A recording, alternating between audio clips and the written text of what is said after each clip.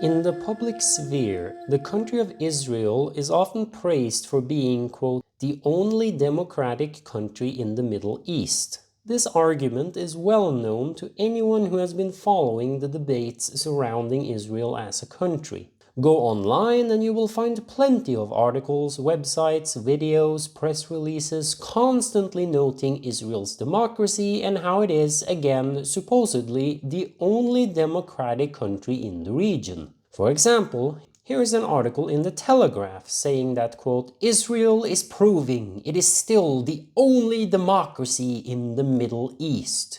I am from Norway, and even in my country, this argument is often used. For example, the Norwegian pro-Israel organization, MEFF, has numerous articles proclaiming things like, quote, do you trust a terror organization more than a democracy, aka Israel, and that, quote, you should have no problem with using numbers from the free democratic country of Israel. Also, the Norwegian conservative politician Hallgrim Berg asked, quote, should the democracy of Israel give up its right to live?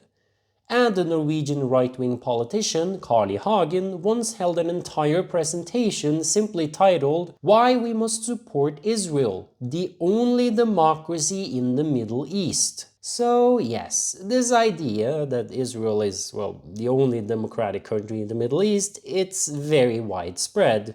However, is it actually true? Is Israel actually a democracy? Now, a lot of people would probably respond, well, yes, obviously. How can you even question that? And, I mean, in fairness, the idea of Israel being a democracy does indeed have some foundation. Israel does, after all, have democratic elections, which at least seem to function well enough. Both Jewish and non-Jewish citizens of Israel are allowed to vote, and the country does indeed have freedom of speech, well, at least to some extent, which does allow citizens to criticize their own government even quite severely at times. So, with all of this in mind, Israel would clearly count as a democracy, right? Well, believe it or not, there are actually some who would question the idea of Israel being a democracy. They actually claim that the state of Israel, as it functions today, is indeed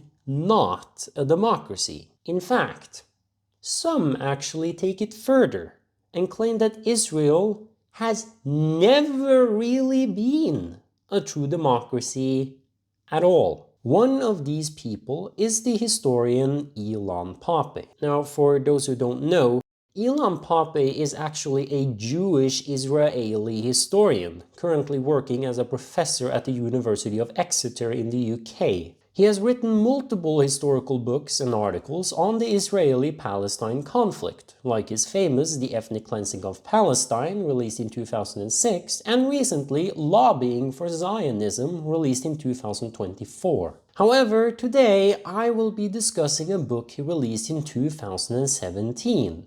This one, 10 Myths About Israel. In this very interesting and surprisingly accessible book, I.P.P.A. goes into detail about what he considers some of the biggest historical myths surrounding the State of Israel. Every chapter is essentially dedicated to one main myth that is then elaborated upon in depth using well-articulated arguments and powerful evidences.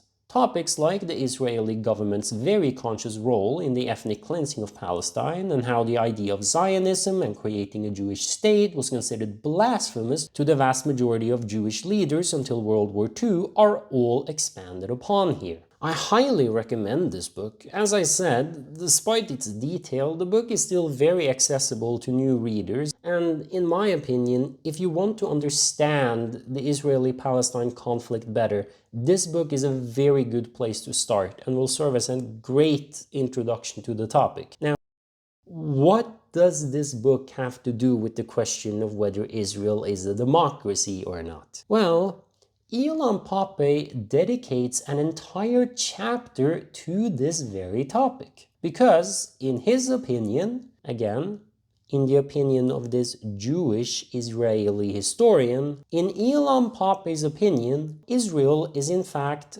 not a democracy. He believes that this is all just a myth.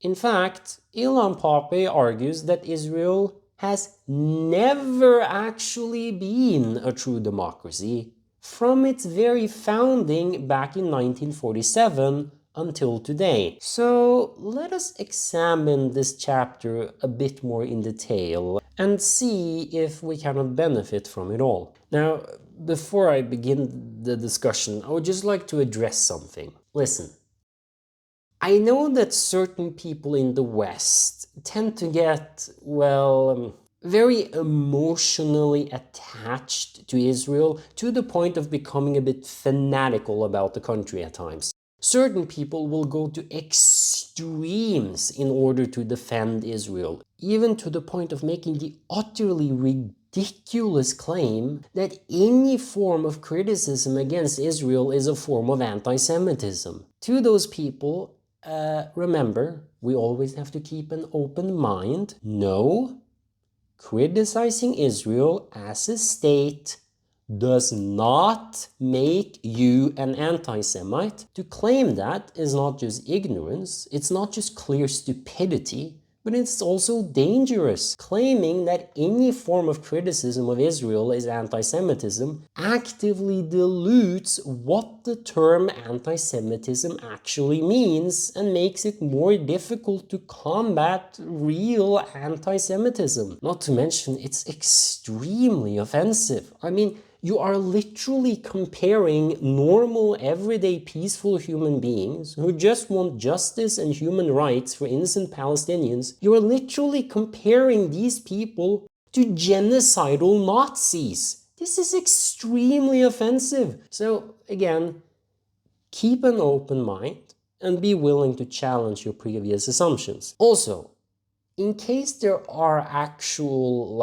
Israeli citizens watching this, listen guys, one of the things Ilan Pappé demonstrates in this book is how ordinary Israeli citizens are systematically presented a very mythologized narrative of their own history by the Israeli government through the public school system. Before you start becoming all offended and stuff, again, keep an open mind and be willing to challenge your previous assumptions. Ask yourselves, how much do you actually know about your own country? Have you actually been presented with a balanced view of history? Has your own government actually been academically honest in the way it taught history to you in your public school? This video is not some hateful critique against ordinary Israelis. It is simply intended as an educational video presenting a historical interpretation in order to benefit people and make them more reflected. I will try to go through the chapter and present Pappé's arguments as best as I can. Obviously, I cannot discuss everything or go through all of his arguments. That would just take too much time, so you can read the book yourself if you want more detail. But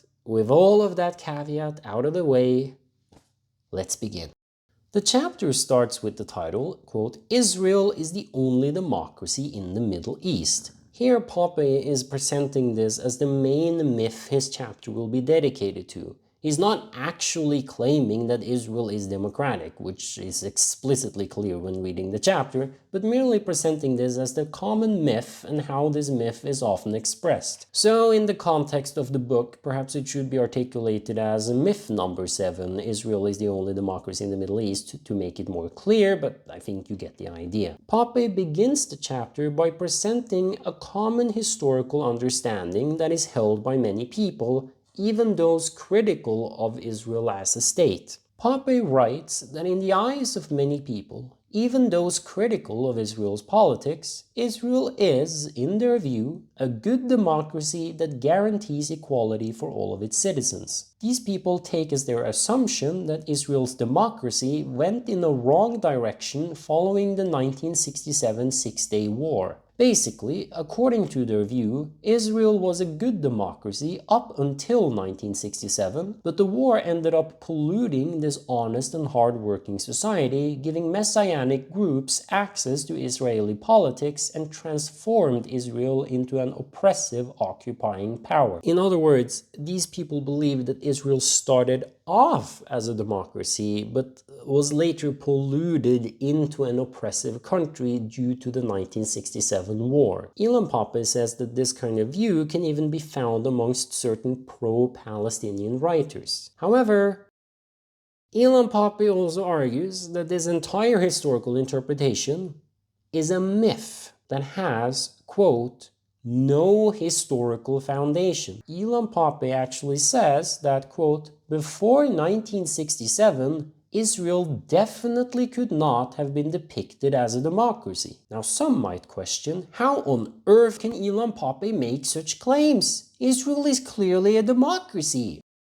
They have like democratic elections and stuff. They have a voting system. They had that before 1967 as well. That means Israel is a democracy, right? Well, in order to understand Pappé's arguments better, I think we need to take a step back and ask ourselves what exactly the term democracy means and what a true democratic country needs in order to be genuinely democratic. Like, let me ask you, is having a voting system in your country the only requirement needed to be a true democracy?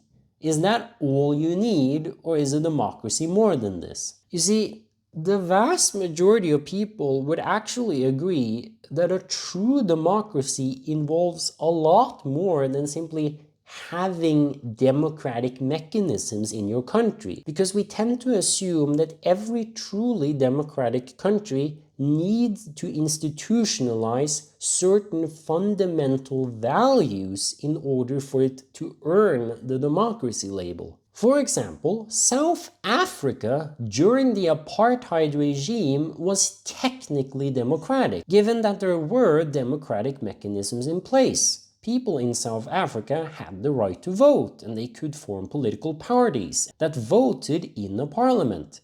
However, this right was only held by white people, representing like 10% of the population, while the remaining 90% of black and colored people were excluded and could not vote whatsoever. Yes, South Africa during apartheid had democratic mechanisms in place, but practically no rational human being would ever claim that apartheid South Africa was democratic. Why? Well, because it was an apartheid regime systematically discriminating against the vast majority of its population simply because of their ethnicity. This point is very significant because a lot of people speak about democracy without actually understanding what that term even means or what it is supposed to mean. Remember,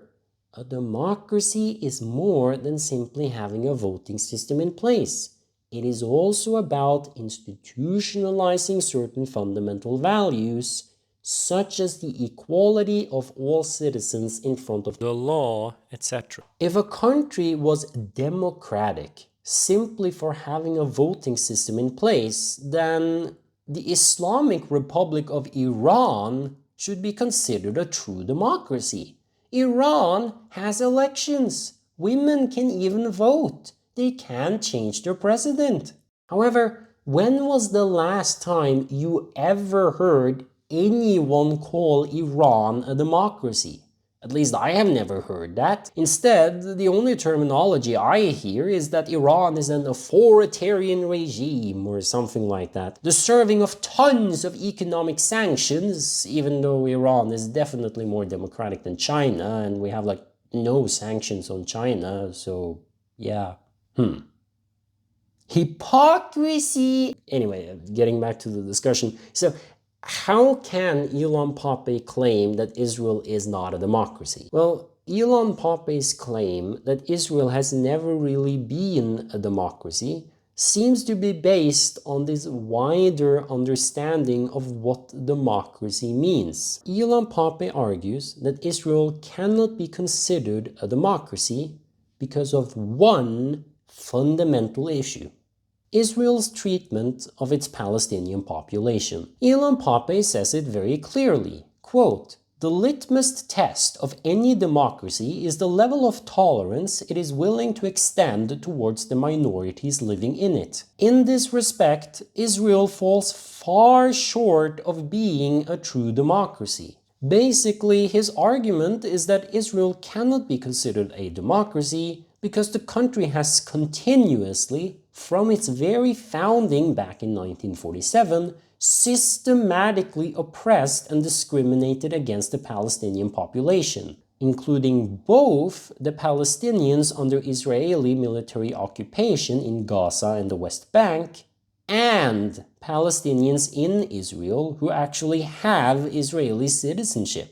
I.P.P.A starts the chapter by noting that Israel already before 1967 forced military rule upon 1/5 of its population, denying Palestinians fundamental human and citizenship rights. The local military governors who ruled over the Palestinians had basically unrestricted power, imprisoning them and tearing down their houses whenever they wished. After the Six-Day War, the Israeli regime allowed even the most lowest ranking of Israeli soldiers to rule over and destroy the lives of Palestinians living in Israel, Gaza, and the West Bank. These Palestinians were completely powerless whenever an ordinary Israeli soldier would tear down their houses or imprison them without trial. And again, this is not just after the 1967 war.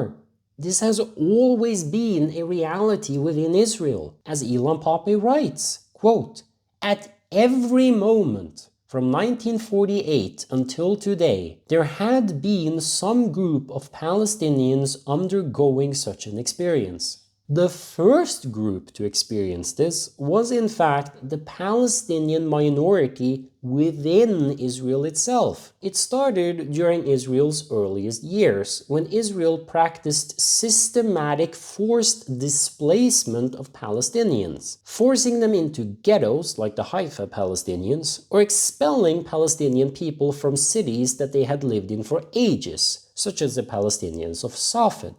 Another example is Ashdod, where the entire population were expelled to the Gaza Strip. Out in the Palestinian countryside, the situation was even worse, since here many Jews wanted control over Palestinian villages on fruitful soil. I.P.P.A mentions a horrifying example where the villagers of El-Ghabsiyeh, Ikrit, Birim, Qaita, Zaytun, and many others were tricked into leaving their homes by the Israeli military, who claimed that they needed the area for military training for 2 weeks. The villagers then returned only to find that their villages had been completely destroyed or taken over. Like, to put it into perspective, here is a photo of the village of Ikrit in 1935. The majority of its residents were expelled in November 1948. And here is a picture from 1990. The only building standing is this one church. So what happened here? Well, as I said, Israel just completely destroyed the entire village. Oh, and also a side note here. Such expulsions of Palestinians, these were not accidental occurrences that Israel did unintentionally. The forced expulsion of Palestinians was systematic Israeli policy. David Ben-Gurion, the first ever Prime Minister of Israel, himself said, quote, "I support compulsory transfer. I don't see anything immoral in it." Wow. Yeah. The Israelis actually named an airport after this guy.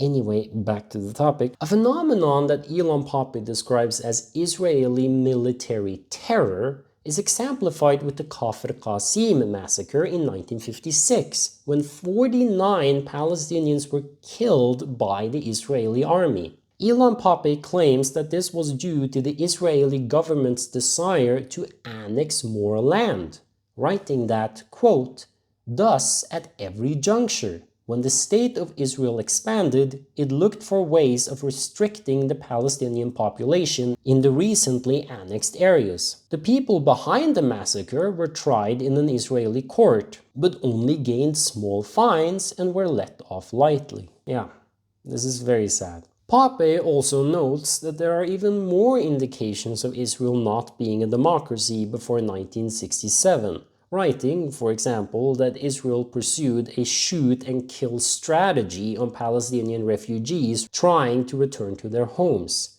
Many killings can also be documented after 1967.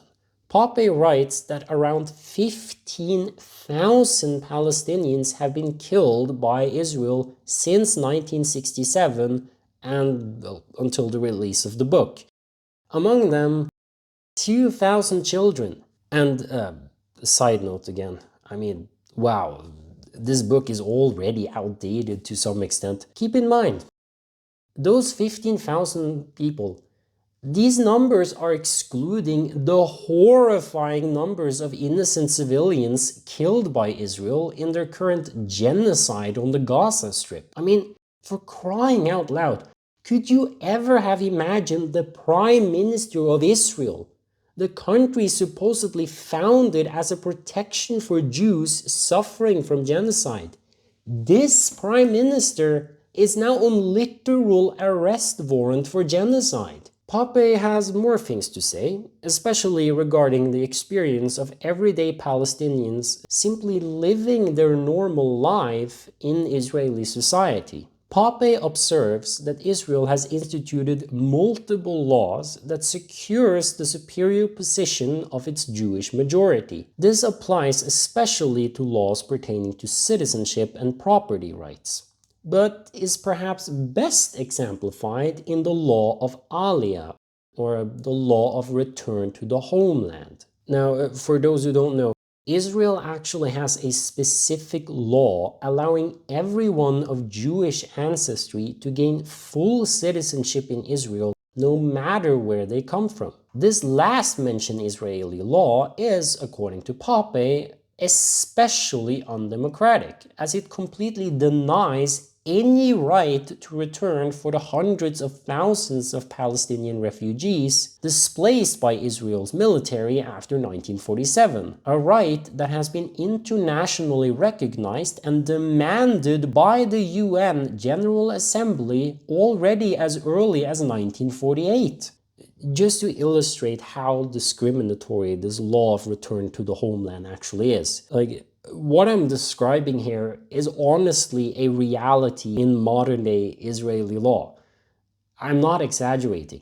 This is fact. Like, a Jewish person who grew up in Brooklyn, New York, who has never set a foot in Palestine, and who descends from a Jewish family from Poland, whose family members and ancestors themselves have never set a foot in Palestine for centuries, and might themselves be descendants of ethnic European converts to Judaism, by the way. This man can easily attain full citizenship in Israel, including rights, benefits, and all, while a Muslim or Christian Palestinian in Jordan, who was forced out of his home in 1947 due to systematic Israeli expulsion and ethnic cleansing, whose family members and ancestors have lived in this area for centuries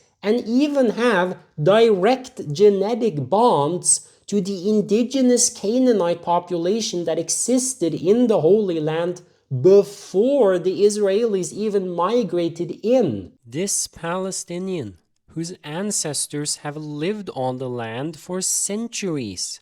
According to Israeli law, this man has no right whatsoever to return to his homeland. even though the UN demanded this already back in 1948. But this American-Polish guy from Brooklyn, New York, he is allowed to do it with open arms. Again, I am not exaggerating here. Benjamin Netanyahu's own father was ethnically Polish. His surname was Milikowski. As I.P.P.A writes, quote, denying people the right of return to their homeland and at the same time offering this right to others who have no connection to the land is a model of undemocratic practice. By the way, this thing I mentioned about Palestinians being descendants of the Canaanites, aka the original inhabitants of the Holy Land, this is actually true. Modern-day Palestinians are actually descendants of the original Canaanite population that existed in the Holy Land before the Israelis even migrated to the area. Philip Jenkins comments on this and writes that, quote, genetically, much of the Palestinian Arab population has local roots dating back to prehistoric times and undoubtedly has some ancestry among the Canaanite people who occupied the land before Joshua, as well as among older Jewish populations. You know, I always find this such an interesting irony when it comes to Zionists. Again, sorry if I go into a lot of tangents and side notes, but I think this is very important to mention. Remember, according to the Bible, the Israelis are themselves immigrants who migrated into the land of Israel, displacing its indigenous population. According to the Bible itself, the Israelis were not, let me repeat, the Israelis were not the only people inhabiting the Holy Land. Many other people did so as well. So why should not their descendants have a right to live in this land, may I ask? Also, remember, even Abraham, peace be upon him himself, the very father of the Jewish people, he was not an Israelite. He wasn't even born in the Holy Land. Abraham, peace be upon him, according to the Bible, grew up in Mesopotamia and only later migrated into the Holy Land. According to the Bible, Abraham, peace be upon him, only migrated to Palestine when he was 75 years old. And when he finally arrived in Palestine, the Bible explicitly states that there were already people living there. The Bible says very clearly, quote, the Canaanites lived in the land at that time. It should also be noted that according to the biblical narrative, Abraham, peace be upon him's descendants, migrated out of the Holy Land, lived in Egypt for some time, and only later became immigrants once again when they fled from Egypt into Canaan. I am not exaggerating here. According to the Bible itself, the Jews are actually immigrants who migrated into a land belonging to a different indigenous people group. People constantly use the Bible to justify Israel's existence, and yet, why is this part always ignored? Yeah, again, I always find this such a great irony with Zionists. Like, they never seem to read the Bible at all, let alone actually study it in detail. This turns into another topic I cannot get into here and now regarding how, according to the vast majority of rabbis before the 20th century, it was illegal for Jews to initiate a mass migration to the Holy Land, which Pape also discusses in his book, but I am getting off track again. Sorry, another side note, I.P.P.A writes earlier in the book that some Palestinians are actually descendants of local Jews who lived in Palestine, later converted to Christianity, and then converting to Islam. Yeah, it is so absurd to me that this never seems to come up in discussions surrounding Israel. I mean, for crying out loud, some modern-day Palestinians are literally direct descendants of the very Jewish people that the Zionists claim to love so very much.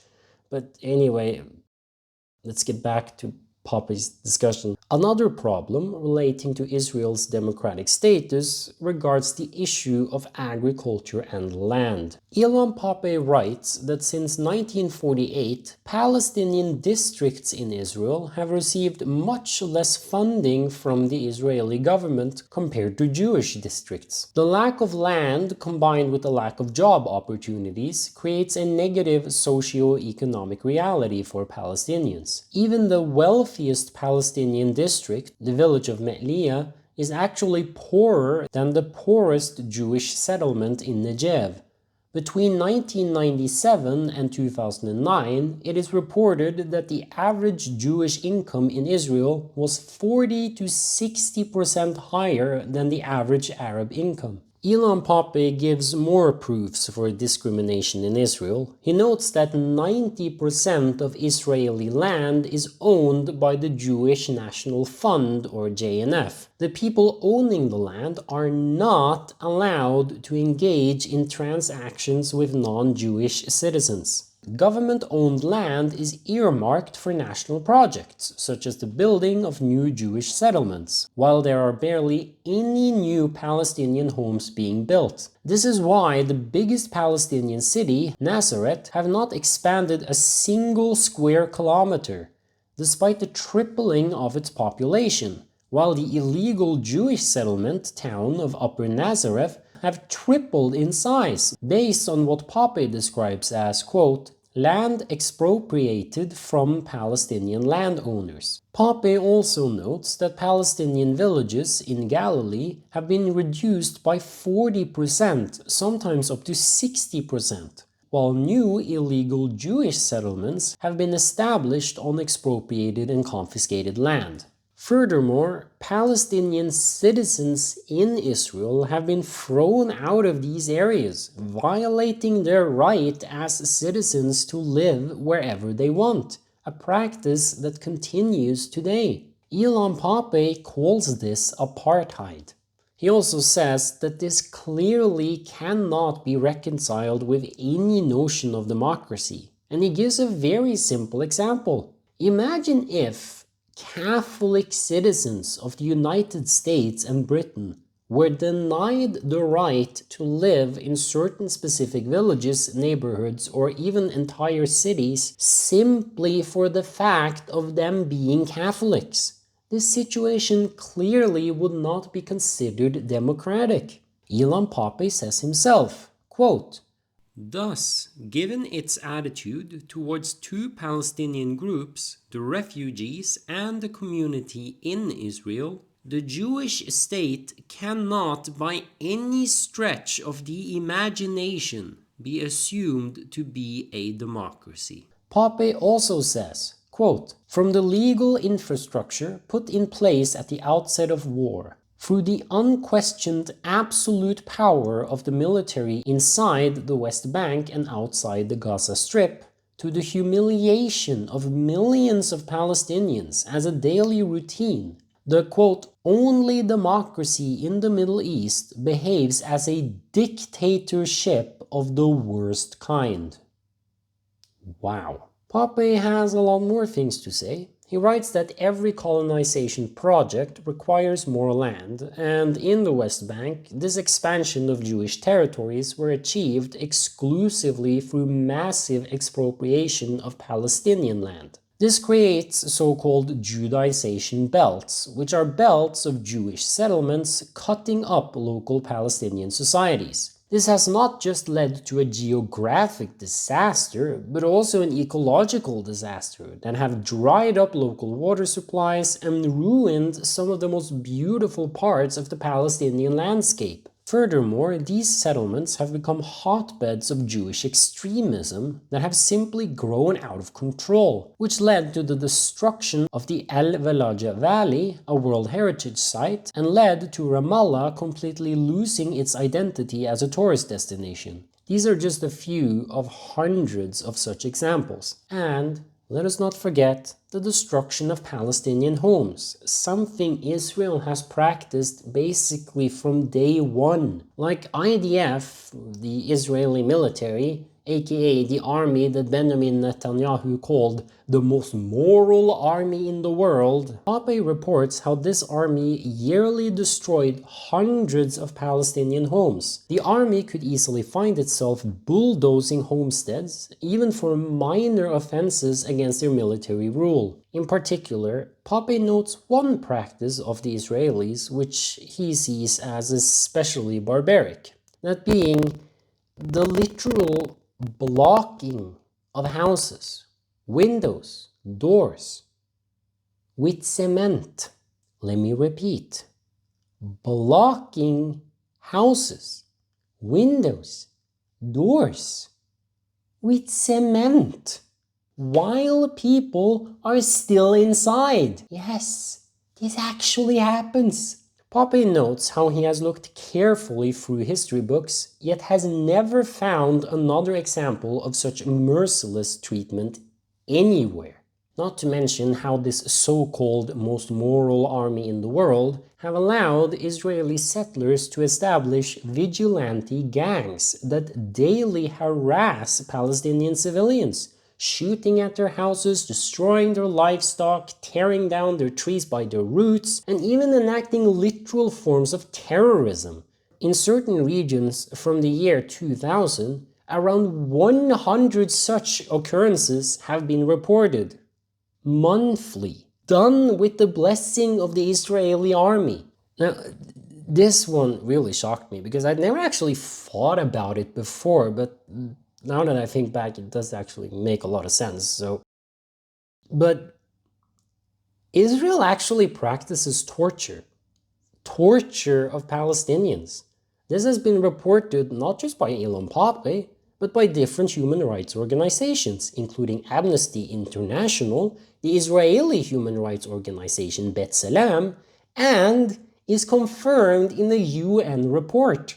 Middle East Monitor actually reports 200 different torture methods practiced by Israel on Palestinian prisoners, including, to quote I.P.P.A himself, beatings, chaining prisoners to doors or chairs for hours, pouring cold and hot water on them, pulling fingers apart, and twisting testicles.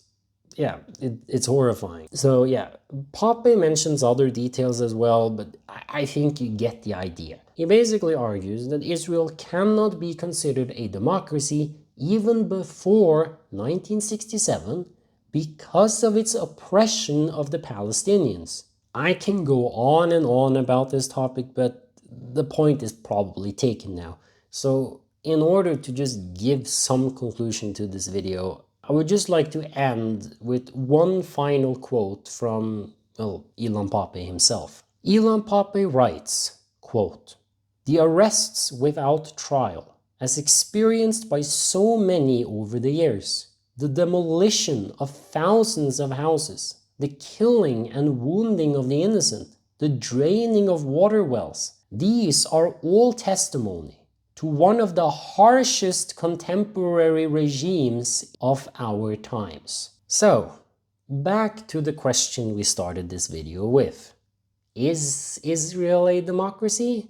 Well, based on the evidences, I think the clear and obvious answer is no. Even if Israel might have certain democratic mechanisms in place, no apartheid regime can ever be considered truly democratic. Listen, especially if you are someone very emotionally attached to Israel, it is important not to let your emotions cloud your rational judgment. Whether it is the discrimination of Palestinians, the forceful expulsion of Palestinians from their homes, killing of innocent civilians, and systematically founding illegal settlements in the occupied territories, Israel undoubtedly has continuously and consistently broken international law and human rights since the country's very founding in 1947 until today. This is not some personal, subjective interpretation.